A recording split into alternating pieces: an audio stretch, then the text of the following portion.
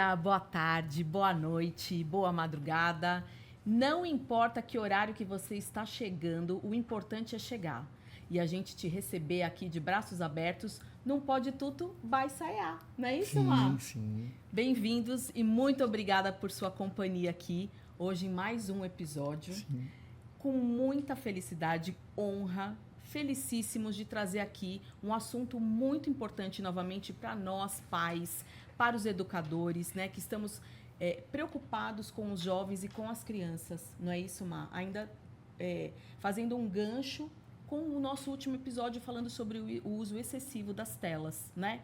Só o tema que a gente vai abordar hoje é sobre a era das distrações. E a profissional que a gente traz com muito carinho e honra aqui para estar conosco na mesa é a Marjorie Tibes Ruiz, que é psicóloga e neuropsicóloga. Ela realiza atendimentos psicológicos com crianças, adolescentes e adultos. Tem formação e capacitação em atendimento na abordagem TCC, que é Terapia Cognitivo-Comportamental. E ela é coordenadora do programa de inclusão aqui do Colégio Mendel, responsável pelos procedimentos e acompanhamentos de alunos com necessidades especiais. Bem-vinda, Marjorie! Obrigada! Muito obrigada pelo convite, eu estou muito feliz. Acho que o tema é muito relevante e eu espero realmente que a gente tenha um bate-papo bem legal. Maravilha! Legal, Marjorie. Então, fazendo o link em relação ao livro, as gerações ansiosas e o excesso de telas, né, que nós todos estamos vivendo, como isso pode afetar a capacidade de concentração e atenção das nossas crianças e adolescentes? Acho que quando a gente fala de atenção, a gente tem que pensar que a atenção ela caminha junto com a motivação. Uhum. Né? Então, muitos pais ou muitas pessoas têm a ideia de que meu filho tem déficit de atenção, não tem, porque ele consegue ficar horas no videogame, ele fica horas concentrado numa coisa que ele gosta muito. Mas se a gente pensar que todos nós, né, quando estamos motivados, estamos mais atentos, Uhum. né? Quem tem déficit de atenção não tem ausência de atenção. Uhum. Ele tem uma maior instabilidade nesse padrão atencional. Ok. Né? Então, ele tem mais dificuldade de manter-se atento a alguma coisa que não é tão motivadora. Uhum. E na vida, né, nós temos mais coisas nem tão motivadoras assim, né, do que muito motivadoras. E a gente tem que pensar que o cérebro da criança e do adolescente ainda está em formação. Né? Sim. Isso é uma coisa bem importante. Então, nós adultos, algumas vezes, já também temos esse problema de não estar tão motivado, ficar muito disperso, né? Tô lá numa aula que é mais chata, mas você fala, tá bom, mas eu tenho que prestar atenção aqui. Tem horas que é difícil. Tem muitos momentos que é bem difícil. O adolescente e a criança, eles não têm ainda o controle dos impulsos, né? Tão amadurecido. E aí, o que vai acontecer? Eles estão mais suscetíveis a se cansar, a cair na tentação. E, às vezes, tentações são várias. Às vezes, pode ser assim, nossa, senti sede. Ele fica pensando na sede e já não presta atenção mais em nada. Né? Entendi. Tocou um bip do meu celular. Lembrei que eu tenho que falar com a minha amiga. Aí, acabou, já não está mais lá. Né? Então, eles estão muito... Nós nos monitoramos mais para a gente ficar atento se a gente precisar. Eles têm mais dificuldade por uma questão de amadurecimento cerebral mesmo. Entendi. Né? Quanto mais vai crescendo, mais a gente vai conseguindo desenvolver essas estratégias desse controle. Quanto mais novinho, mais difícil. Ok, então você está querendo me dizer que quanto mais novinho, mais difícil, mais os pais têm que estar atentos a essa questão da distração, vamos dizer. Exato. Eu já ouvi, assim, quando as meninas eram menores, né, eu lembrava, assim, que as mães comentavam, e até as professoras nas reuniões, passou uma mosquinha, pronto, ele vai embora com a mosquinha e não volta mais para a aula. E não volta mais. Mas isso, então, até um certo momento é normal, então, né, Marjorie? Essa questão, até, vamos pensar até como que as coisas se configuram dentro de uma escola, né? Com a educação infantil, nós temos tempos de aula menor. Ok. Conforme a gente vai aumentando, a idade vai amadurecendo, você vai aprendendo a esperar, aprendendo que tem rotina. Quando você vai conseguindo internalizar essas regras, você vai conseguindo também amadurecer esse sistema. né? Entendi. Aos poucos. Por isso que a gente fala, né? Existe uma recomendação da sociedade né, de pediatria mundial de que a gente não oferece telas para as crianças antes dos 2 anos. Pois é. Né? Isso é bem importante, porque esse sistema ainda está muito pouco maduro, né? E se a gente não tomar cuidado, claro que assim, a questão do visual, ela te dá muita informação, ela te chama muita atenção, né? E quando você está em tela, fica muito fácil, né? Você fica mais focado naquilo, só que aí você fica muito focado numa coisa e deixa de prestar atenção em outras coisas do mundo que eles também precisam aprender, que eles também precisam explorar. Né? E isso vai fazendo com que eles não tenham algumas conexões neurológicas, sinápticas, que ele precise para amadurecer outras estruturas. Entendi. Então, o que você está me dizendo é que a gente tem que estar atentos também aos sinais da sobrecarga de estímulos que a tela provoca, então, nas crianças e nos jovens. É mesmo, porque ela é muito tentadora, né? Porque os sons são legais, né? As imagens são legais, ela é tentadora. É, porque os pais leigos imaginam o quê? Não, estou estimulando meu filho. Né? É som, é cor, é movimento, às vezes um desenho que fala a palavrinha em inglês e tal. Então, não, estou estimulando, estou ajudando no desenvolvimento. Mas, de fato, o excesso disso também é prejudicial, então? É muito prejudicial e ele não é recomendado até antes dos 2 anos. Entendi. Não é recomendado. Isso Depois dos 2 anos, assim, você pode apresentar, mas o tempo também tem que ser muito curto. E a gente está falando de tela no geral. Né? Então, não adianta você falar só, não é só de celular que eu estou falando. Sim. É de TV até, né? Porque a criança, ela está no momento onde ela tem que fazer exploração motora, exploração tátil, né? Ela tem que explorar o ambiente de outras formas. Ainda está amadurecendo todas as funções. Se a gente ficar oportunizando só um tipo de estímulo para ela e um estímulo muito recompensador, muito tentador, ela não vai ter motivação para explorar as coisas que são mais difíceis. Com né? certeza. Porque quando é difícil, ele já vai desistir, né? Exato. Às vezes a gente vê alguns vídeos no Instagram, né, de testes com bebês, né? Eu tinha visto uma vez que o chão era vidro.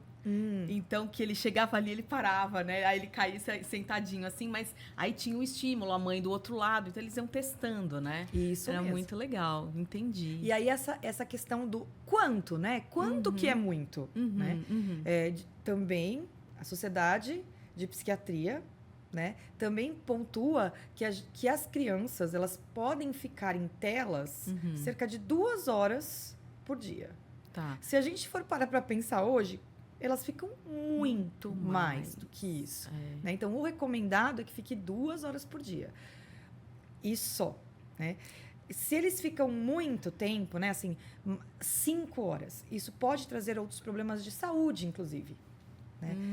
Por exemplo, crianças se tornarem mais ansiosas, porque lembra, a gente está dando os estímulos muito rápido, a gente está ensinando as crianças a busca das respostas, né?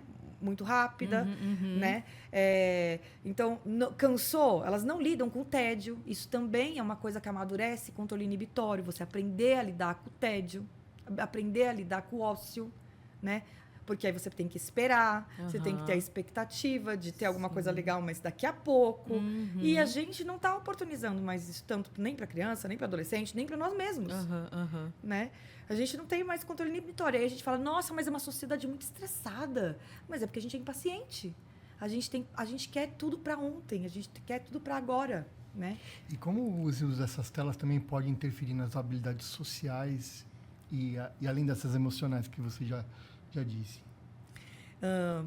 Vamos pensar, né? Que tem um senso comum, né? Que diz assim, que todo mundo fica corajoso por trás das telas, né? Que por trás das telas a gente fala o que a gente não falaria para a pessoa no ao vivo, né? As habilidades sociais, ela é um conjunto que envolve muitas habilidades finas. Desde de perceber as nuances do seu rosto para entender que emoção você está sentindo, né? Até você saber o tom de voz que você usa, até você entender se aquele tom... o que aquele tom causou no outro ou não, né? mesmo o impasse, né, direto de você estar conversando com alguém e alguém ser com você mais hostil ou mais incisivo, como que você reage àquilo? Você consegue ser assertivo, passivo, né? Ou você ou agressivo, né? Como é você? E na verdade, o que vai fazer a gente desenvolver essas habilidades? Vivência. Claro. Se a gente fica por trás das telas, olha quanto, né, se a gente se relaciona por trás das telas, se as nossas relações são prioritariamente virtuais, olha quanto das habilidades sociais a gente está perdendo. Nossa, com certeza. Né? E aí a gente vê assim, nossa, mas ele fala com os amigos tanto, no WhatsApp, não sei o quê. Chega na hora, lá na frente, no grupo que você está jogando, a criança é outra, não parece mais a mesma, né? Não precisa nem falar em criança, pode falar em os adultos também, os grupos familiares, os grupos de amigos. Um texto escrito, jogado, pode machucar muitas pessoas. E às vezes você não tem a intenção, né? Exato. Porque não tem a intensidade, a entonação, a expressão. Então... Né? Então a gente está se resumindo a se comunicar por frases e às vezes o texto escrito é muito seco, né? E ele pode machucar as pessoas. E tem uma coisa... Eu adoro, o telefone ainda é um telefone, né? O telefone ainda é o telefone. É verdade. Esqueceram. E você estava falando isso, eu me lembrei de uma coisa. Que mesmo a escrita das crianças, principalmente, porque a gente, não sei, né? Mas a gente adulto ainda escreve até que razoável, né? Assim, mas vocês já viram os textos dos adolescentes escrevendo? Nossa. Não é N, S assim, né? E assim, VC é tudo... é você. E assim, mas tem muitas dessas palavras que são resumidas. E o que dá emoção na nossa fala? Pontuação. Isso. Eles não pontuam nada. Não. Né? Então, assim, o que se interpreta daquilo que eles estão falando? Né? E quando eles fazem uma leitura, é uma leitura totalmente corrida, sem pontuação nenhuma. Exato. Né? Então, muitas vezes eles têm até dificuldade na escola, porque estão tão acostumados a lidar ali com o celular, não escrevendo, né? Colocando letras, jogando letras, achando que estão comunicando super bem, né? Então, uma coisa acaba prejudicando a outra também, né? E essa também noção, né? De assim, como que é a minha comunicação nos diferentes ambientes. Perfeito. Eu tenho que ter uma noção. Se eu estou num ambiente mais formal, se eu estou num ambiente que eu vou atrapalhar os outros, se eu estou num ambiente... E hoje em dia, isso tudo é muito negligenciado. Né? Então, as crianças, elas falam no mesmo tom que elas estão falando no WhatsApp, os adolescentes também, em qualquer lugar. E aí parece que elas são mal educadas, mas elas não estão sendo mais treinadas, elas não estão sendo mais... Não se oferece mais a possibilidade dele se ajustar, né, ao ambiente. Nossa. Ele não está mais atento a isso. É a era das distrações, porque até isso deixa a gente distraído. Nossa. Até para se comunicar, a gente está distraído. A gente parando para pensar com tantos detalhes assim, a coisa é muito séria, né? É, muito séria. É muito séria. E aí eu fico pensando aí, né? A consequência disso tudo, dessa vida tão intensa, desse uso exacerbado do celular e não treinando, não lapidando, né? Eu vejo a criança como um diamante que a gente vai lapidando. Isso. E a gente não está tendo mais esse tempo, né, Marjorie? E a gente está lutando contra o celular o tempo todo, né? Tendo que ser muito incisivo. E aí eu fico pensando um pouquinho lá na frente. Isso também, obviamente, vai, então, trazer consequências sérias para esses jovens, essas crianças, no que diz respeito à resolução de problemas, né? Exato. Assim, dessa visão crítica que você está mencionando, até primeiro em relação à linguagem, ao comportamento, como é que eu devo interagir, mas lá na vida mais para frente é mais sério isso. Porque é resolução de problemas que eles terão, que serão de responsabilidade deles e que eles não conseguirão, então, né? Essa história do passo a passo, né? Todo mundo quer fazer tudo muito rápido. E aí, quando a gente está na tela e que ficou chato, a gente muda, e que, não estou entendendo o negócio, muda de filme, muda de... Né? A gente não reflete mais sobre as nossas ações. A gente busca prazeres instantâneos. Não é mais imediato, é instantâneo, né? Ficou chato. Ontem mesmo eu estava dando uma devolutiva de uma avaliação neuropsicológica de uma adolescente de 16 anos que ela veio com uma queixa, né? De assim, uma suspeita de TDAH, né? E aí a gente foi percebendo que, na verdade, ela também não tinha oportunidades, né? De leitura, porque ela não tinha paciência, né? Trocava o dia pela noite. E a gente tem, com as telas, o problema do sono. né? A gente sabe que a gente tem uma substância natural no nosso corpo, que é a melatonina. Sim. E ela é um inibidor, ela é um estimulante do sono, vamos colocar assim, natural. Todo mundo tem, né? Só que acontece que para ela começar a ser produzida, a gente tem que ter o escurinho, a gente tem que, né, ir diminuindo o nosso ritmo, desacelerando, né? E a gente está vendo crianças, adolescentes com insônia, né? E o que acontece? Quando eles estão na tela, a gente está dando uma mensagem para o nosso cérebro que não é hora de dormir. Entendi. E aí, essa melatonina que teria que estar sendo ativada, né, à noite, teria que, quando chega o sono, ela está sendo adiada. E a gente não está percebendo. E por isso que essa questão das telas, elas também têm uma relação muito grande com saúde mental e física, né? Porque se a gente não tem qualidade de sono, a gente não fica bem. Não fica bem. Muito irritado, né? O sono, ele tem uma importância gigantesca na aprendizagem. Tá. Então, se você... a gente precisa de uma noite boa de sono para a gente consolidar aquelas informações que a gente aprendeu durante o dia. Se o meu sono é ruim, minha qualidade de aprendizado fica ruim também. E até para descansar e você acordar bem no dia seguinte, que nem as crianças vão para a escola, né, de manhã. Tem que estar pronta para o que vem, né? Então, se não dormiu bem, pelo amor de Deus, o que vai ser o dia seguinte, né? O que vai ser o dia seguinte. Meu Exato. Deus do céu, isso é muito sério. Além do que você disse sobre resolução de problemas, né? É o pensamento crítico que está muito danificado, né? Que nós estamos cada vez mais focados num ponto e não está vendo o todo, né? Então, o que a gente... Eu acho que também esse é um problema dos nossos adolescentes, acho que é generalizado, não é só criança e adolescente, nós mesmos, né? Que nós estamos caindo nos algoritmos e só estamos lendo e seguindo aquilo que a gente concorda, né? Então, isso é perigoso também para eles. E isso é uma consequência do efeito colateral dessa geração, desse momento que nós estamos vivendo, né? Mas a internet não é de todo ruim. Não é de todo ruim, né? Como a gente disse no episódio anterior, remédio e veneno é a dose. Né? Isso mesmo. É a dose, né? Então, tem forma benéfica da utilização de tecnologia no aprendizado, né? Como que você... qual é o meio que você acha que a internet pode ser usada para isso e, ao mesmo tempo, para nos ajudar a evitar distrações? A gente pensa assim, que nós consumimos muita coisa inútil dentro da internet, né? Talvez um caminho seja exatamente a gente ajudar as pessoas, de uma forma geral, a como consumir coisas úteis, né? Tá. Porque daí a gente pode fazer esse link com a funcionalidade disso na nossa vida, né? Como Boa. a gente vai usar isso de um jeito... Poxa, que bacana a gente ter tanta oportunidade de ter informação na mão muito rápido. Nossa. Quanta coisa a gente pode fazer com isso, o quanto isso pode facilitar, e inclusive a gente fazer reflexões mais profundas.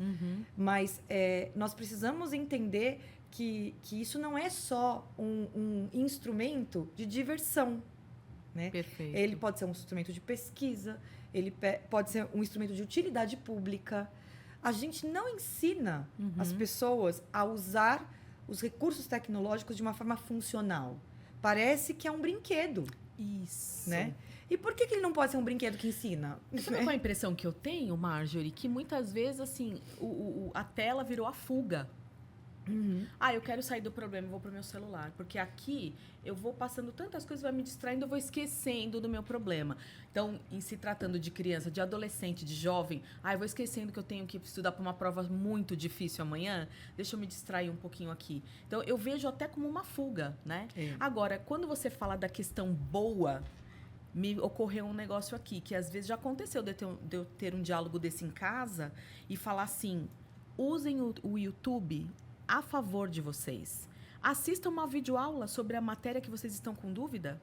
Vocês encontrarão N professores explicando aquela matéria.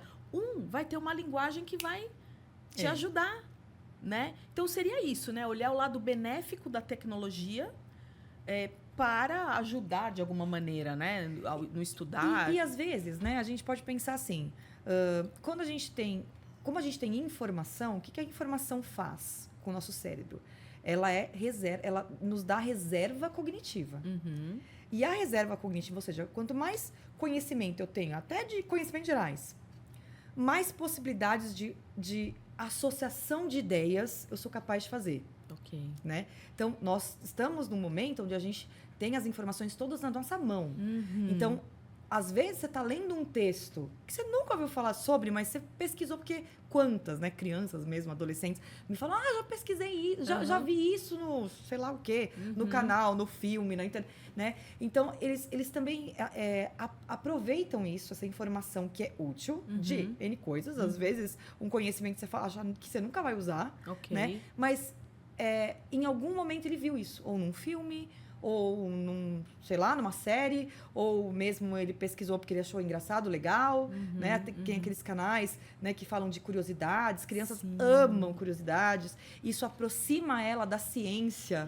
né? Isso é muito legal. Então, assim, por que a gente também só precisa ver videoaula? Não necessariamente. A gente pode também procurar informações das mais diversas, mas que te tragam conhecimento de mundo, né? De uma forma legal, de uma forma com as imagens, com tanta riqueza, porque se a gente tivesse que fazer isso, eu me lembro, né? Os professores lá, quando eu estava no ensino médio, eles falavam assim, não, vocês têm que ler mais a respeito disso. Eles não precisam, eles só falam, olha, eu quero saber mais sobre isso. E aí aparece milhões de coisas super legais, né? Sobre assuntos que eles podem aproveitar na escola, podem aproveitar na vida, né? Então, isso é muito legal. Pode virar um hobby, né? Um hobby chique, né? A pessoa ser assim, mais intelectual, parece intelectualizada, né? Ela é curiosa. Porque se ela pesquisa de tudo um pouco, ela vai ter um repertório maior. Então, esse tudo um pouco, Marjorie, isso, no passado, a gente lia a revista Super Interessante. É verdade. E a gente via a capa da revista, ou via uma manchete da capa, a gente comprava por aquela manchete, por aquele assunto, mas a gente folheava a revista inteira e tinha a oportunidade de ver coisas que a gente não procurou. Isso. E acabava aprendendo. E a gente está perdendo essa... Porque a nossa pesquisa é só por hiperfoco, né? Focada num único assunto. Então, e as crianças estão assim, quando você está com seus filhos, isso eu estou falando das minhas filhas aqui sentado, vamos assistir um filme? Pai, eu não quero. Vamos assistir um assunto? Não, eu não quero. Então, a gente tem que forçá-los a abrir mais a mente, porque não existe mais essa revista hoje, né? Não existe mais essa capacidade de você ver outras coisas, você só pesquisa aquilo que você quer. Você só assiste aquele filme que você quer. Você não tem a tela quente que é o filme que está lá, entendeu? Nós sentimos, a opção de escolha. É o filme que está lá, o da Sessão da Tarde, é o filme que está lá. No máximo, você transitava entre SBT, Globo e Band. Então, mas assim, eu acho que a gente, nós como pais, também temos que... É interessante o que você está vendo, mas você precisa ver outras coisas. Então, mas aí o que o Marcelo tá dizendo aqui me traz um gancho, que aí eu queria também que você falasse pra gente, porque é papel dos pais, então, esse incentivo, né? Esse estar junto, esse chamar a atenção e falar, vamos fazer outra coisa e tal. O que me ocorre aqui? O tal do estilo parental, né, Marjorie? Sim. Como é que a gente pode, então, linkar um estilo parental com essa questão do uso excessivo de telas? A gente vai ter que também pensar sobre isso. Todo mundo hoje está super estimulado. E todo mundo hoje está sobrecarregado também. Sim. Por tanto estímulo. Não é diferente com os adultos, né? Hoje em dia, a nossa jornada de trabalho não é como era antes, com a minha mãe e com meu pai. Lá, né? Eles têm muitas horas. Às vezes, você está em casa. Essa questão também, né, do home office é legal, porque você fica mais tempo, mas não é tão legal, porque você trabalha tá lá, muito mais. Você trabalha muito mais, né? Ou às vezes também você tem que estar em casa, e às vezes você tem que estar em casa num tempo de qualidade, mesmo que não for muitas horas, mas estar com, né? E às vezes essa coisa da gente não ter mais horas, a gente não tem mais hora para trabalhar. Verdade. Depois do WhatsApp, depois a gente trabalha em casa e continue de final de semana e todo mundo te acha o tempo inteiro e a qualquer momento, né? Então, assim, é difícil reservar um tempo só seu e dos seus filhos. né? É muito difícil. Então, além da questão do estilo parental, que a gente vai falar um pouco melhor daqui a pouco, tem essa questão da dinâmica de vida que nós estamos tendo e que também está prejudicial para as relações. Todo mundo está estressado demais, cansado demais. Então, né, quando a gente pensa em criança que tá tendo que aprender meio tudo do zero, isso requer uma dedicação, requer um interesse seu de mediar as coisas mínimas do dia a dia, né? E às vezes a gente simplesmente não olha para isso, né? E a gente quer que eles... não, mas você quer que ele faça, você quer que ele responda, você quer que ele dê resultado, mas você não olha o que você poderia fazer. Porque, né, se a gente está falando aqui que as crianças, elas ainda estão com esse cérebro em desenvolvimento. As crianças não sabem, por exemplo, ter hierarquia de prioridades. Certo. Isso é uma coisa ensinada. O que eu faço primeiro? O que vai facilitar a minha vida? Né? Eu tenho que fazer essa ação primeiro ou a outra? Se eu fizer o contrário, posso perder tempo.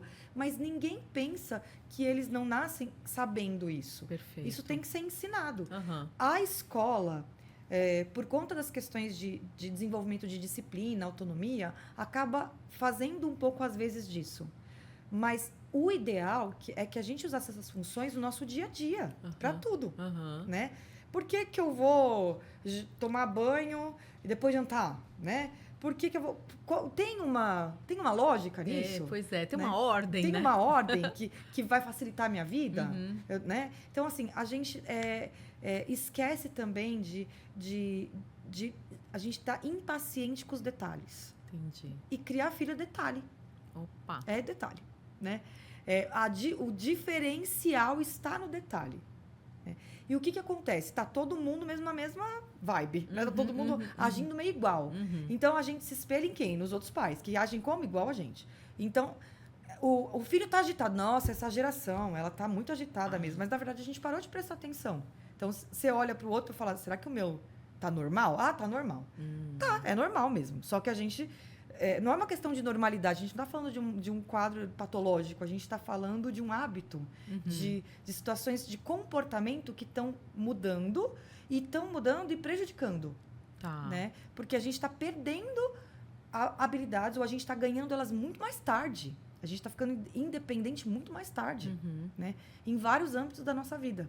Sim. E qual que é a responsabilidade dos pais? Então, tem aqueles pais, às vezes, que tem essa questão do estresse, do dia a dia de trabalho corrido e tal. E tem aqueles pais também que são super protetores, né? Ok. Às vezes, o fato de você estar estressado te faz... você fala assim, meu filho tem que aprender a comer sozinho. Mas ele vai sujar tudo. Não, deixa que eu dou na boca. E aí, você vira um super protetor sem nem perceber. E aí, você tá... assim, limitando né, as chances do seu filho aprender, porque a gente aprende errando, né? A gente também tem que ter paciência com isso. É difícil, né? Porque a gente não tem tempo, mas é necessário. Nem que você tenha que dizer assim, não, hoje, no dia a dia, aquela correria, eu tenho que ir, tô com pressa, mas tá, hoje, sábado e domingo, que eu tô mais tranquilo, ele vai comer sozinho, né? A gente tem que parar para prestar atenção, que são coisas que hoje a gente não presta mais atenção e a gente vai por... só um piloto automático. Certo. A gente faz muitas coisas no piloto automático. Sim. Né? Porque eu tenho minhas amigas mesmo, imagina, lá no prédio, as vizinhas, né? A gente conversando, isso é muito comum. É dizer, não, eu acabei fazendo, não é muito mais prático. E aí você acabou de dizer. A gente se identifica e fala, graças a Deus que não sou só eu que faço errado. Então, quem né? nunca? Eu sou psicóloga, eu tenho filha, eu também fiz, né? Eu também fiz. Mas, às vezes, você vai pensando, poxa, mas a minha filha não consegue agarrar uma bola. Aí você fala, não, calma. Mas quando que eu brinco de bola com ela? Tá. Né? Ela não sabe andar de bicicleta. Por quê? Porque dá trabalho andar de bicicleta. E você fica lá, e segura, e tira a rodinha, e coloca a rodinha, né? Dá trabalho. E aí, dá trabalho, mas quando é que a gente consegue, então, fazer uma conexão desse estilo parental, ou superprotetor ou não, com esse uso excessivo de tela? A criança usa demais, mas tem a ver com o estilo parental. E aí é uma coisa que eu acho pesada, né? Porque, assim, se a gente for parar pra pensar, quando a gente tá mais impaciente, por N motivos, né? Por causa da nossa rotina e tal, e a gente permite que o nosso filho fique muito na tela, porque daí não dá trabalho, eu vou usar uma palavra forte, mas ela é verdadeira. Tá. Nós estamos sendo negligentes. E existe esse estilo parental, negligente, Tá. né? Porque você se acomoda, a criança não dá trabalho, né? Mas eu estou negligenciando necessidades básicas do meu filho, que é ensinar ele habilidades mínimas, básicas, Tá. dele ficar autônomo. Né? Aham. Isso é pesado, porque acho que, né, você, enquanto pai e mãe, ouvir que você é negligente é horrível, né? Com certeza. Mas acho que a gente tem, de novo, né? A gente está falando da era da distração. Tá. Somos pais distraídos. Porque num primeiro momento, quando eu introduzi o assunto, dá a impressão de que a era das distrações está só ligado a crianças e adolescentes. Não, é a sociedade, o mundo como um todo, né? Que é o exemplo que o Marcelo deu há pouco do carro, né, Má? Negligenciando. E aí a gente pensa assim, né? Vamos parar para pensar. A criança tá em formação. Muitas vezes a gente escuta, mas é a personalidade dele, tem um gênio forte. E aí a gente tem também que diferenciar. O que é personalidade e o que é temperamento? A personalidade é algo que se constrói e você só forma na vida adulta. Então, nós não estamos falando do filho que tem a personalidade. Essa personalidade está em construção.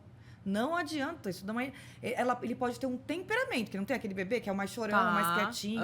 Ele é o temperamento dele. Isso é inato, biológico, mas isso vai ser também moldado pelo ambiente. Se a gente não ensinar outras formas de lidar com a situação, ajudar essa criança ou mais irritadiça, ou calma demais, que daí fica muito passiva, a saber se defender, ou não ter um jeito, uma reação agressiva, né, porque ela é irritada. Se a gente não ensinar estratégia, se a gente não ensinar como fazer, aí, né, ela tá lá. Nossa, tá coitadinha, né? Uma vítima aí. Porque a criança é uma vítima, né? De novo, eu sempre caio nessa tecla. Que pra mim, eu falo muito pro Marcelo isso, e às vezes ele fala, ai, Débora, você é muito radical. Ai, Débora, você... Não, porque pra mim, a responsabilidade é de pai e mãe.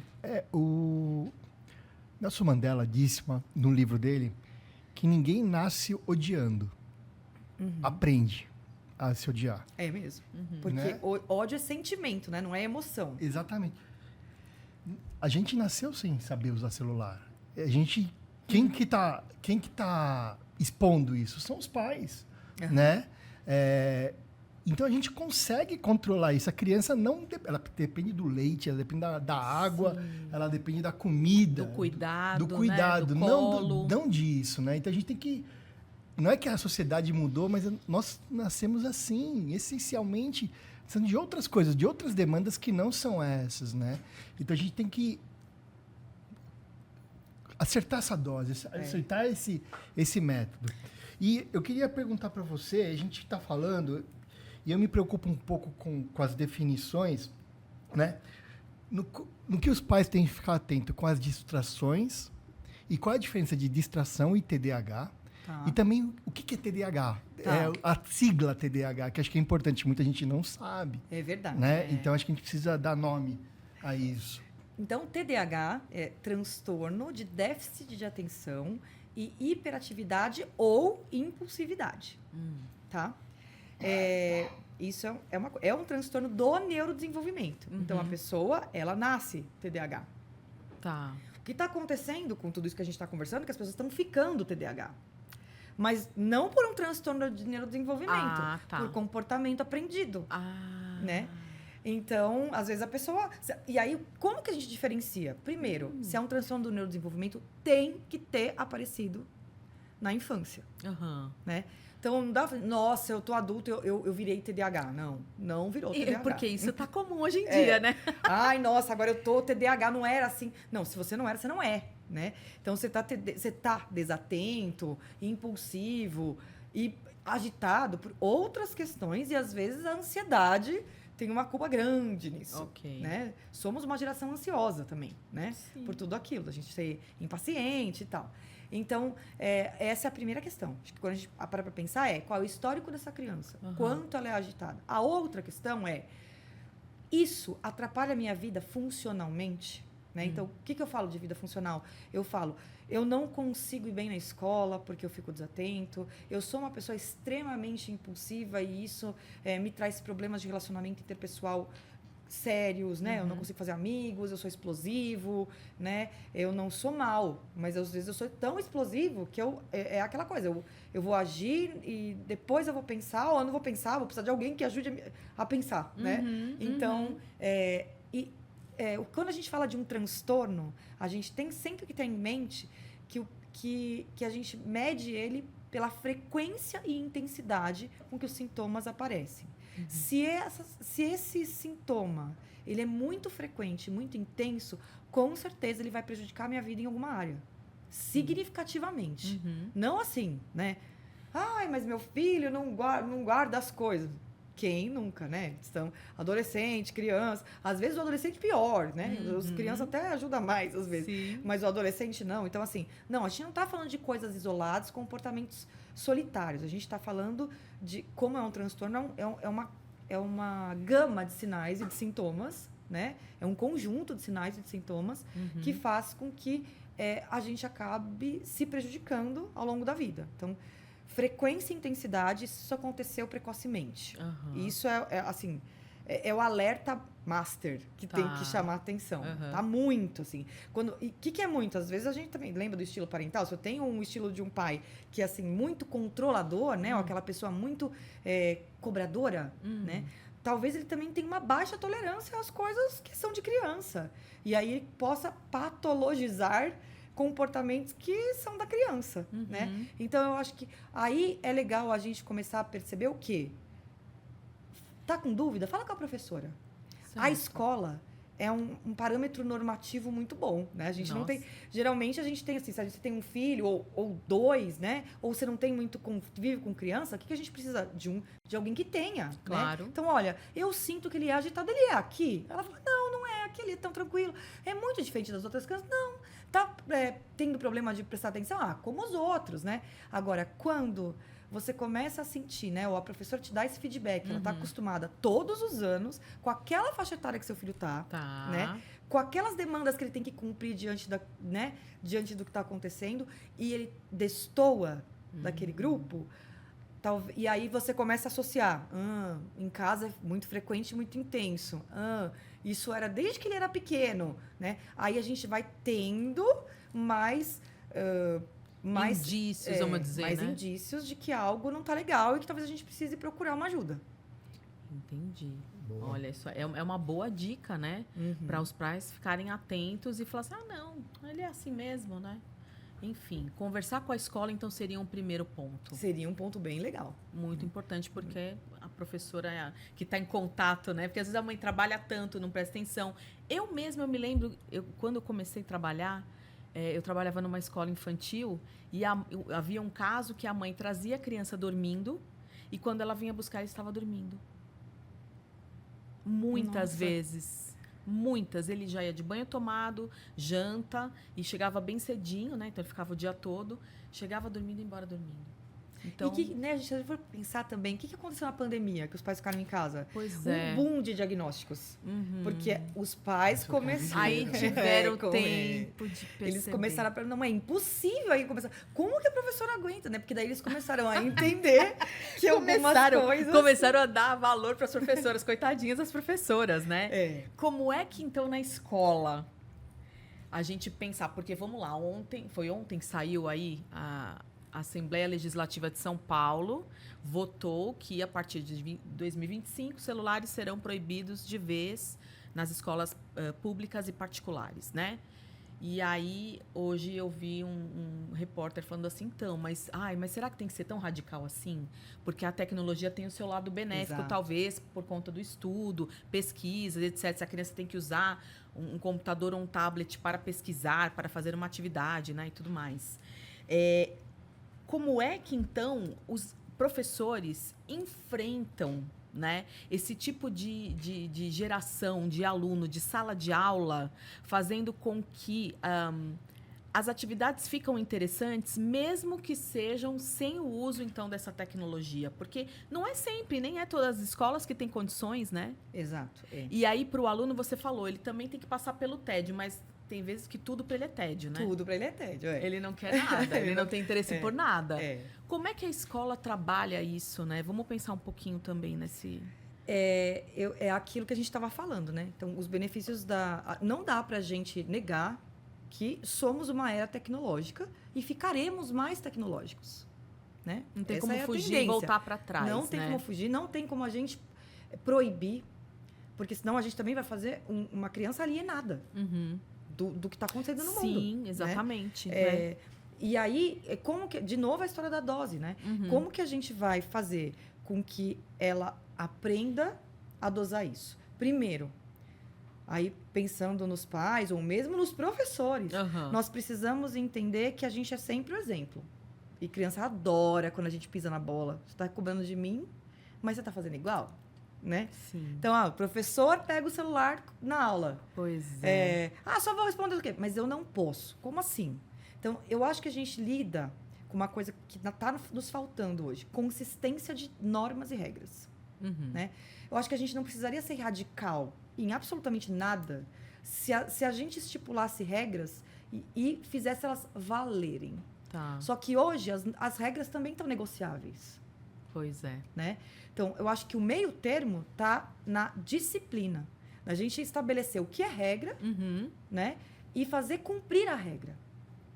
E isso tem que ter uma consistência, né? Porque algumas vezes a gente tem que usar essa fala mesmo. Olha, mas isso na minha casa eu faço. Tá bom, mas na tua casa você faz a que você não vai fazer, né? Então, eu acho que tem muitas coisas. Eu também eu trabalho no Mendel há um tempo e eu entrei no Mendel como professora de orientação profissional, né? E muitas vezes eu pedi, gente, vocês estão com o celular? Vamos fazer uma pesquisa, uma busca, não sei o que lá, que fazia parte da aula, né? Então, usar isso pode ser benéfico. Mas a gente precisa dessa consistência. A gente precisa estabelecer, primeiramente, se você vai colocar uma regra que você não dá conta de fiscalizar e fazer cumprir, não estabeleça essa regra. Entendi. Você está dando para o seu filho uma dupla mensagem de que a regra é negociável. E hoje é isso que está acontecendo o tempo inteiro. Eles são questionadores? São. Que bom, né? Estamos... a nossa... geração, ela tende a ficar mais inteligente, né? Por conta de tudo isso que a gente está vendo, por essa coisa das informações, de ter repertório, por ter reserva que a gente não tinha antes, né? Então, mas a gente precisa dizer que regra não é uma coisa negociável, não é questionável, ela já está instituída. Acabou. Então, vamos saber colocar que regras a gente precisa colocar. Deixa eu perguntar, quando nós estamos discutindo uma fato de começar a cercear o uso de telas, restringir de fato, né? Você acha que essa restrição tem que ser de uma forma radical ou tem que ser um desmame regressivo, lento e gradual? Como que você acha que vai ser mais fácil para essas famílias ajustarem isso? De agora em diante, jamais, ou vamos agora, você está 3 horas, vamos fazer 2 horas? Vai entregar o celular aqui. Não sei, tô perguntando para você. O que você Eu acho que a primeira coisa é a gente falar, assim, a gente se colocar, né? Nessa situação, a gente também tem que se colocar numa situação de igual. No sentido assim, para mim também é difícil. Ok. É difícil para mim, né? Mas então a gente vai fazer um esforço, só que aí é uma equipe. Nós vamos fazer o esforço junto. Né? Eu acho que aí é legal, porque daí você tem credibilidade. Não combinado, vamos fazer junto. né? Você ganha autoridade com o seu filho quando você faz isso. Você não precisa gritar com o seu filho. Mas quando você fala assim, aqui a gente não tá legal, né? Eu sou o adulto, mas é bobeira, todo mundo faz. Não, todo mundo, mas não é legal. A gente pode conversar. Eu acho que essa coisa do proibir, a gente precisa provocar a reflexão, né? A gente tava falando de como tá difícil deles refletir. Então, vamos ver. Tá legal? Então, me dá seu argumento do porquê. Agora, eu vou te dar outro argumento. Né? Do porquê não tá. Agora, vamos pensar no meio termo. Não tá legal. Mas eu acho. Tá bom, você acha, mas tem uma hora que... Você pode conduzir a conversa até a hora que dá, né? Até a hora que dá. Agora, tem algumas situações, por exemplo, que você tem que colocar a regra. Fala assim, olha, tá bom, eu vi sua opinião, mas mesmo assim, eu sou seu pai, não tá legal aqui pra mim, você não conseguiu me convencer e nós vamos fazer desse jeito. Mas, olha só, pra mim também é difícil. Também é difícil pra mim. Então, da mesma forma que eu estou pedindo para vocês diminuírem, eu também vou ter que fazer o mesmo. Então, a minha meta, vamos ver as necessidades reais, porque às vezes você precisa ficar mais tempo na tela, você trabalha nisso. né? E, mas você tá na tela. Tá, eu tô. Mas então vamos estipular uma coisa. Eu trabalho com isso e eu preciso disso. Então eu vou ficar aqui nesse momento. E pode ser que, eventualmente, por conta de tal e tal situação, eu precise acessar num momento que não é... Mas eu tenho uma necessidade, que não é a sua. Né? E aí, de novo, aquela história do conceito de equidade e não igualdade. Tá. Né? Que todo mundo briga pelos direitos, mas quando a gente pensa que todo mundo tem direito igual, a gente também desconsidera quando aquela regra tem que ter, ou aquela situação tem que ser flexibilizada. E flexibilidade é uma coisa bem importante também. Só que isso tem que ter um critério, uma justificativa plausível, né? Para que a gente, faça valer o que a gente está entendendo. Com certeza. Né? Então, quando a gente explica, olha, não dá para eu comparar o tempo de tela igual para você. Isso não é certo, não é justo, porque eu tenho essa e essa necessidade que você não tem. Perfeito. Se eu deixar liberado para você o mesmo tempo que eu vou estar fazendo coisas do meu trabalho e você vai estar fazendo coisas aleatórias. Então, ou seja, eu preciso, você não. Então, não tem que ser igual, tem que ser a questão da equidade mesmo, né? E outra... Separado pela função. Perfeito. E aí vem essa questão que você falou ainda há pouco. Porque se estabelece uma regra dentro de casa, tem uma exceção porque, de repente, é por trabalho. Ou seja, tem uma justificativa plausível, né? Óbvio que a criança tem que ter uma idade pra gente explicar, uma linguagem e tudo mais, né? Esse diálogo aí também tem que ser bem moldado, né? Mas eu acho que isso parte de casa. Quando você falou da questão da escola, né, da professora ser o exemplo, mas na minha casa eu posso, né? Então, mas o exemplo vem de casa. Eu ainda, de novo, acho que a questão do berço, né? Há muito tempo a gente não escuta falar, não, a educação vem de berço. É mesmo. Não é verdade? Faz tempo. Mas não mudou. Então, dentro de casa, a partir do momento que os pais negociam, então, e aí vamos fazer um combinado... Obviamente que depois na escola, socialmente, quando ele está ali interagindo, fica muito mais fácil para ele, muito mais tranquilo, não é isso? Exato, fica muito mais tranquilo. Eu costumo pensar muito isso, Marjorie, com as meninas, né? Assim, olha, o que a gente tentar moldar dentro de casa, você, quando chegar e enfrentar isso lá na vida, você fala, olha, vai lembrar, olha, aconteceu, olha, foi dito, olha, a gente conversou, né? Não sei, óbvio que a gente nem sempre acerta, mas a gente tenta. Tô imaginando aqui. E assim, né? E quando é uma criança muito pequena que não entende, se isso é uma regra para você, não é não e pronto. Mas, ao mesmo tempo, a gente pode fazer trocas, né? Exato. Trocas culturais, com brincadeiras, né? Até o próprio padre Eduardo citou no episódio anterior uma avó brincando com quebra-cabeça com seu neto no avião, né? Ele até se assustou com isso, né? Como é que pode? Coisa maravilhosa, coisa mais linda. Então, acho que a gente pode não só falar não, né? E ponto e basta, mas oferecer fatores diferenciados, né? Um passeio ao ar livre, aprender a brincar com seu filho, ler um livro para o seu filho, ensinar a ler, escrever, pintar, desenhar. Então, acho que tem que substituir. Né? Não só falar não. Oferecer, né? Ofertar outras coisas, então, né? E a gente estava falando do tédio, né? Que a gente tem esse problema com o tédio, que todo mundo, assim... se a gente for parar para pensar, eu não me lembro de ter tédio quando eu estava de férias. Eles têm tédio. Pois né? Ou eles estão mega super estimulados, ou eles estão pensando em ir num passeio incrível, só que se ele estiver em casa e não estiver no game, aí ele está em tédio, né? Exato. Então, hoje, o que a gente precisa? A gente precisa também mostrar para eles as outras coisas que eles não têm acesso e que pode ser muito divertida, sabe? Desde jogo de tabuleiro, eu tô me lembrando, e assim, eu faço isso muito no consultório, quando vão sair de férias as crianças, e eu já sei que elas têm essa fala, ai, que tédio, 2 meses de férias, né? Minha mãe não vai deixar eu jogar todo dia, o que eu vou fazer? E tem uns recursos, né? Que a gente até consegue comprar em casa de material pedagógico. Tem uma caixinha que eu acho muito interessante, chama Caixinha Antitédio. Ela tem esse nome mesmo. Tem esse nome. Que legal. E aí a caixinha antitédio tem umas cartinhas com ideias que você pode fazer, aleatórias, daquelas, assim, experiências que você faz em casa, com papel alumínio, com bolinha de sabão, com coisas assim, e com coisas que você tem que se testar. Você consegue andar com 3 livros equilibrados na cabeça. Então, assim, tem várias atividades aleatórias, que legal, divertidas, né? Que eu falo às vezes para as crianças, escolhe quais vocês acham mais legal. Escolhe quais vocês acham que a mãe não vai brigar com você. Porque daí, pega o detergente, pega não sei o quê, né? Faz aquela sujeira, você, minha mãe ia brigar. Então não, então essa daqui não. Então escolhe a gente xerox que você leva para você fazer. E você depois vai me contar dessas que você fez, quantas você fez e qual você achou mais divertida e teve vontade de ensinar para seus pais e para seus amigos. Que legal. Né? Então, eu acho que isso são coisas, a gente tem que...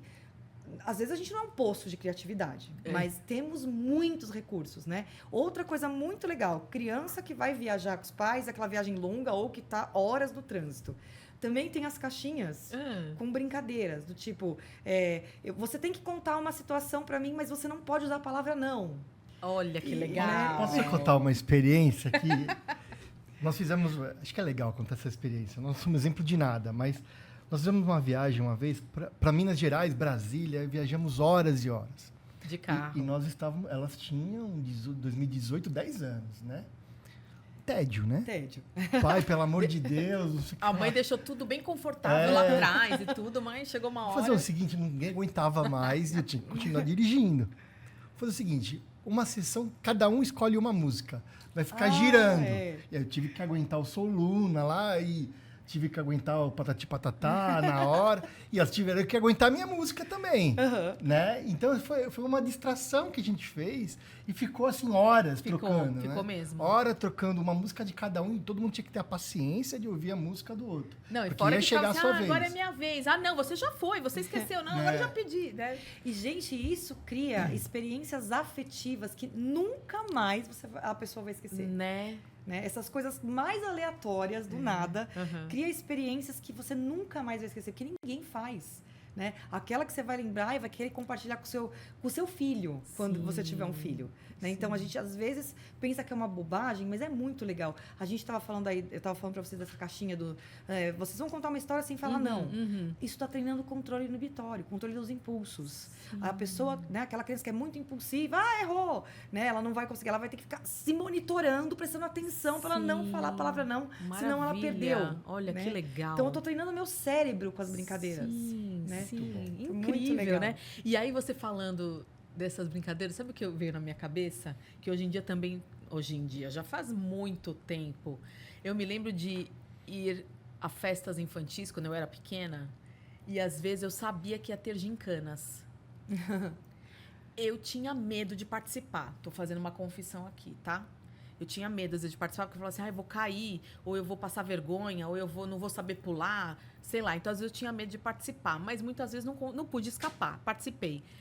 Lembra da brincadeira do saco? Era pula-saco, sei lá como. A brincadeira do saco. Não Corrida era- de saco. Corrida Corrida de saco. Com a colher na boca. Também com o ovo, né? Quanto tempo que a gente não vê nada disso mais nas festas? Quando os monitores de buffets, tadinhos, eles querem dar alguma ideia de brincar diferente, as crianças falam, ai, Então, mas Não assim, é. a gente não tinha monitor de buffet, né? não tinha. Então, a gente tinha que inventar nossas brincadeiras. É verdade, era Porque muito até legal. as brincadeiras hoje são mediadas por um adulto, Sim. né? Então, tem que ficar tudo muito perfeitinho. Sim. Eles simplesmente não estão mais sendo desafiados a pensar em coisas diferentes, né? Aí a Entendi. solucionar problemas, né? Marjorie, e é uma verdade, você que está no consultório, né, todos os dias também, né, tem ali a sua frequência, são muitos casos, né, de crianças que vão ali porque estão mesmo com esse problema de distração por causa do celular. É uma coisa... Muitos casos. Como que a gente diz? Sei lá. Endêmica, né? É endêmica, né? É isso mesmo. Nós temos muitos casos e muito também diagnóstico errado de TDAH. Muito. Às vezes é uma criança ansiosa, impaciente, né? Que vai tomando remédio e nem não precisa. O remédio ele é importante, né? É muito importante dizer isso. Se a gente está se fazendo um acompanhamento sério, né? Se a gente faz uma avaliação, né, criteriosa, com tudo o que precisa, se essa pessoa é assistida, né, o remédio muitas vezes é muito necessário. Mas em alguns casos isso também está sendo, né, um diagnóstico banalizado. Entendi. Então diagnósticos médicos, né, que envolvem medicação, é uma questão. A gente tem que ter responsabilidade para fazer isso. Com certeza. Né? A gente não pode ficar neurótico de dizer, nossa, então eu não quero remédio de jeito nenhum. Tem crianças que a gente consegue tratar sem remédio, mesmo tendo TDAH. Outras não. Mas isso vai depender de vários critérios que a gente precisa conhecer muito bem para entender a melhor forma de tratamento. E aí, só contando para os pais que não têm nenhum conhecimento, né? Como que seria? São testes que são feitos com as crianças? São testes, né? Então, assim, é um conjunto de avaliações. Você tem a suspeita, daí você vai fazer questionários com a escola, com os pais, né? Porque a gente precisa entender essa criança, ela é assim só num ambiente ou ela é assim em todos os ambientes, né? Ela é assim só com uma pessoa ou ela consegue com a outra pessoa ser ótima, né? Então, assim, aí a gente faz essa análise com os testes e quem fecha diagnóstico é médico. Então, os testes, eles vão funcionar como se fosse um exame. Né?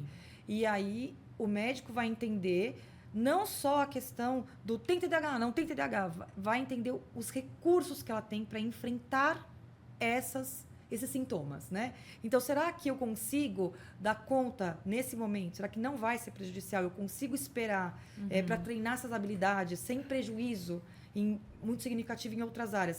De repente, na terapia só? Ou será que não? Os prejuízos já estão muito significativos e eu preciso medicar agora, porque senão isso vai virar uma bola de neve.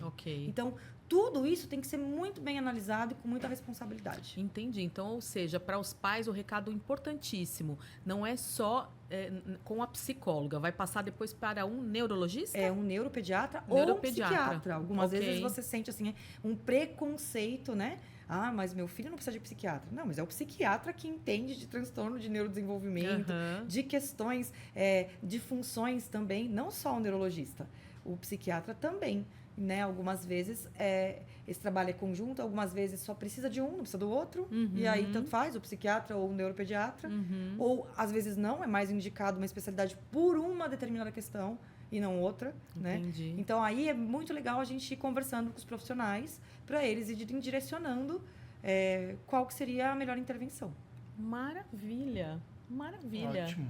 Eu acho que, assim, a gente conseguiu, de uma certa forma, acho que abordar uma série de coisas. Eu não sei se você acha que a gente ainda tem alguma coisa que você queira colocar aqui, mas eu acho que é um recado bom que a gente consegue, assim, ajudar os pais a, né, perceber, observar mais o filho e, se precisar de ajuda, saber procurar ajuda, né? Imagina, eu sempre gosto de tentar resumir, assim, né?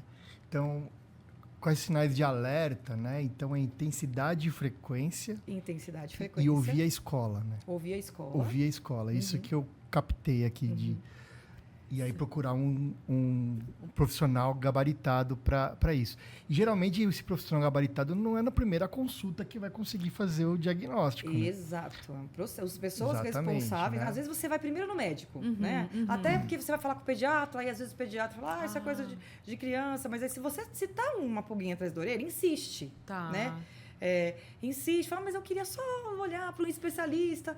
E aí a pessoa pode te encaminhar. E aí, geralmente, você vai no médico, o médico vai fazer várias perguntas, vai fazer um questionário que dá para ter uma prévia. Mas hoje, né, tem usado muito o recurso da avaliação neuropsicológica para entender, porque são testes mais precisos. E a ideia dos testes não é assim, gente, mapear o que tá ruim.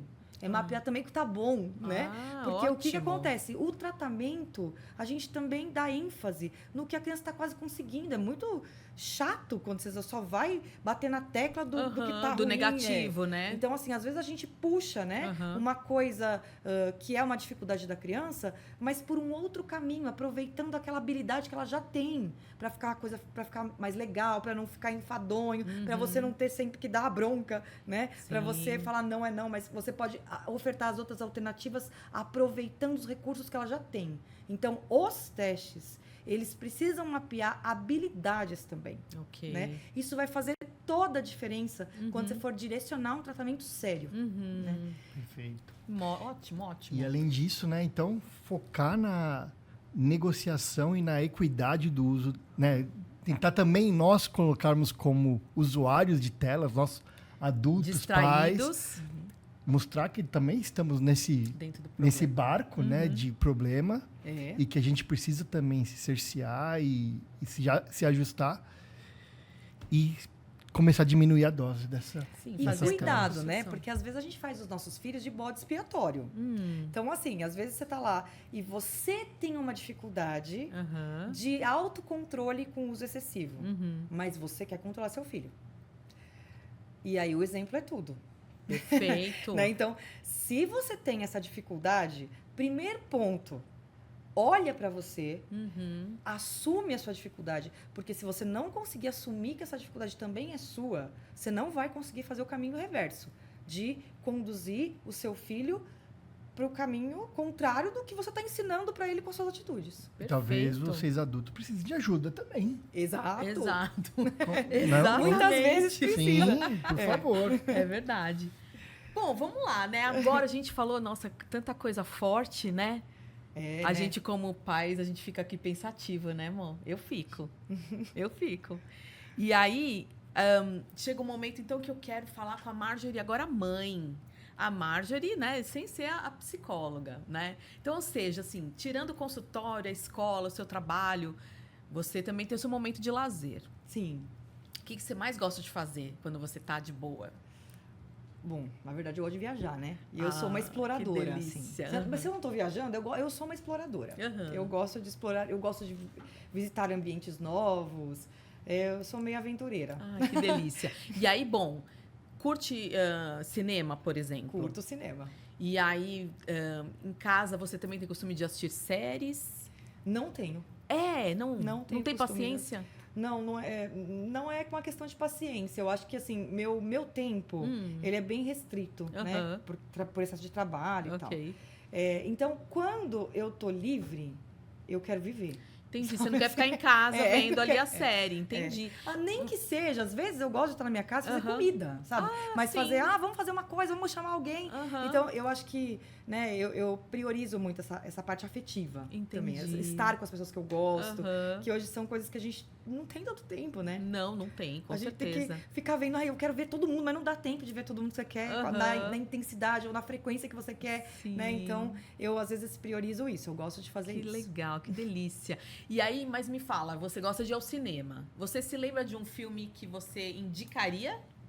Sobre isso, Não exatamente não, sobre isso, não. Mas um filme que você gostou, que trouxe alguma mensagem e que você fala, não, esse filme eu indicaria. Se não Ah. lembrar, também não tem problema. Depende, assim, eu acho, depende do estilo, né, do filme que você Aham. gosta, depende do teu dia, às vezes você tá com Sim. vontade de ver um romance Aham. pra chorar, às vezes você tá com vontade de ver uma comédia pra morrer de rir, Sim. né, então, assim, eu sou muito eclética nessa parte das preferências, Ok. porque eu acho que eu sou exploradora, então eu Aham. gosto de ter muitas experiências diferentes, né. Aham. Então, não tá me vindo na cabeça agora um filme... Não tem Que- problema nenhum, ok. Mas você já contou que você gosta de fazer no seu momento de lazer, né? É. Agora, a música, gosta de escutar música? Eu gosto de escutar música. Uma música, então, que você indicaria, que é especial por alguma razão pra você? Olha, uma música que eu acho que tem uma relação muito legal com o que a gente está o que a gente está falando agora. É uma música que eu sempre gostei, mas eu nunca tinha ouvido ela com esse olhar, né? É uma música do Legião Urbana, Aham. chama-se Quase Sem Querer. Tá. Eu já fiz algumas palestras alguma vez que eu usei essa... Falando de TDAH, de Olha que atenção, legal. e que eu coloquei essa música no final, né, com a letra, porque ela fala muito. Dizem que é uma música autobiográfica, dizem que o Renato Russo era TDAH, Ah. né? Primeira E- história, o verso da música, né? Aham. E é muito interessante. Depois vocês Eu escutem vou ela com esse parar, olhar. porque a música eu sei qual é, mas assim, né, de Ah, analisar, né? Primeiro verso da música. Qual é o primeiro verso da Né? música? Tem o Tem o andado, andado distraído, distraído, impaciente, paciente, indeciso. indeciso, Oh, meu Muito Deus, legal, sabe? E ainda sensacional. estou confuso. Oh, É. Quer cantar? Não. Adoro. Maravilha, é verdade, tudo a ver, né? Fechou super legal. E livro, Marjorie, eu imagino que você ame ler. Eu gosto bastante de ler. Geralmente eu leio muitos livros técnicos.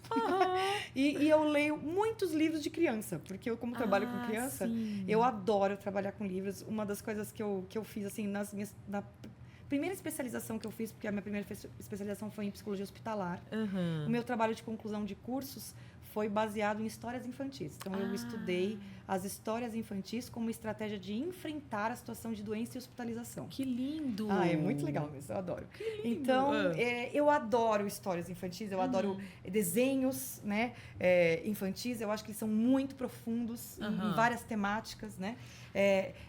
Quando eu fui fazer meu TCC sobre isso, que eu tive que ir para uma área que não é muito minha, né? Que é literatura, então eu tive que olhar o que é a literatura. É uma arte, né? E ela é uma arte por quê? Porque ela encanta e emociona. Sim. Né? Então, eu adoro os livros infantis, né? Às vezes tem até livros muito interessantes que falam sobre o que a gente está falando, né? Tem um que é bem... que está bem em voga, que chama A Menina da Cabeça Quadrada. Ah, então, já ouvi falar desse livro, mas não li ainda. Né? E aí a gente pensa lá nos Minecraft, que é eles verdade, adoram, né? E aí eles se identificam, é um jeito também... às vezes a criança odeia ser inquérito, ela odeia inquérito. Você fica perguntando para a criança... Às vezes a gente consegue um acesso a uma criança falando como se fosse o outro, falando do personagem, né? Então, eu gosto muito disso. Que legal. Gosto muito. Como é? A Menina da Cabeça Quadrada. O Má trouxe, né, um livro aí, Mo. Quer falar sobre... Eu trouxe esse livro, um clássico... Não sei se você já ouviu falar da dele. literatura infantil, Onde Vivem os Monstros, de Maurício Sendak. É um livro do Max, né? Que é uma personagem que está entediada em casa. Ele está entediado e ele está causando. Toma um esporro da mãe e fica preso dentro do quarto. E aí ele vai para o mundo dos monstros. E aí ele encara os seus monstros, né? Então, a gente está o dia inteiro encarando nossos monstros, né? Para poder dominar. A gente só consegue melhorar a hora que a gente identifica problemas, os nossos monstros, e enfrenta.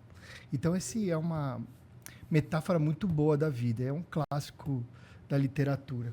E eu queria deixar só um recado aqui. Esse é um livro muito bonitinho chamado A Casa das Estrelas, do colombiano Javier Naranjo. Eu não sei falar muito bem espanhol, que é um educador colombiano que ele resolveu fazer um dicionário de palavras definidas por crianças. Que legal. Definida por crianças, né? Então, como a gente falou de criança, eu vou dar um exemplo que as crianças disseram o que significa criança. É um humano feliz. Né? Então, assim, tem muita coisa nesse significado, humano feliz. Essa é a definição? Eles são muito criança? Criança é um humano feliz? Criança é um humano feliz. Que lindo. Legal. Mãe. Minha mãe cuida muito de mim, me ama muito, me dá comida quando eu não quero. Ou seja, né? Mãe cuida, mas também tem que fazer aquilo que ela não gosta. E pai... Opa. Pai é uma pessoa muito especial, porque tinha gente no coração quando a gente estava na barriga. Ai, que coisa linda, demais, né? Então é isso, pessoal. Eu queria falar 2 livros também que me veio à mente agora, que eu acho que tem que pode ter relação com muita coisa, né? Mas também com várias coisas que a gente falou aqui, não tem nada a ver diretamente com o assunto, né? É indireta. Então, um livro é A Parte que Falta. Nossa, é maravilhoso. A Parte que Falta. Nós temos. Né? Que é um livro que fala que a gente fica o tempo inteiro correndo atrás de tanta coisa. Parece um Pac-Man, né? Eu falo, na verdade, eu deixo esse livro num lugar muito, assim, de destaque no meu consultório. É um livro muito profundo, né? Assim, é uma conversa de adulto. Só que aí eu dei um jeito de falar de seduzir Adaptar. as crianças a querer entender a história. E eu falo que é a história do Pac-Man. Eu falo mesmo. É a história do Pac-Man. Sabe aquele joguinho? Então, nossa, você tem que ver a história do Pac-Man. Como que sensacional. E aí eu falo isso pra eles interessam, a gente lê e começa, né, a pensar em algumas coisas. Acho que esse é um livro que eu acho muito legal. Muito legal. E tem um outro que chama O Muro no Meio do Livro. É um livro pequenininho, também muito profundo. É um livro infantil, né?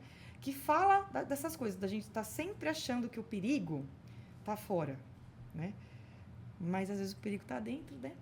No lugar que a gente se sente mais protegido, mais seguro. Certeza. E aí, pensando em tudo isso que a gente falou aqui, Perfeito. eu convido vocês a pensar um pouco no muro dentro do livro. Vamos ver sobre O Muro no Meio do Livro. Sensacional. Sensacional. Eu amei a nossa conversa. Eu também amei. Foi uma delícia estar com você Aprendi aqui. muito. Nossa, muito obrigada. Eu espero que a gente tenha outras oportunidades, né?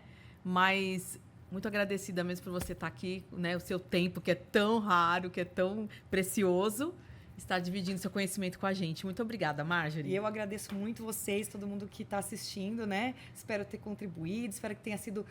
são assuntos, né, muito densos, muito científicos, e eu acho que foi espetacular a gente ter deixado ele assim tão leve. Ai, que bom. Muito legal. Legal.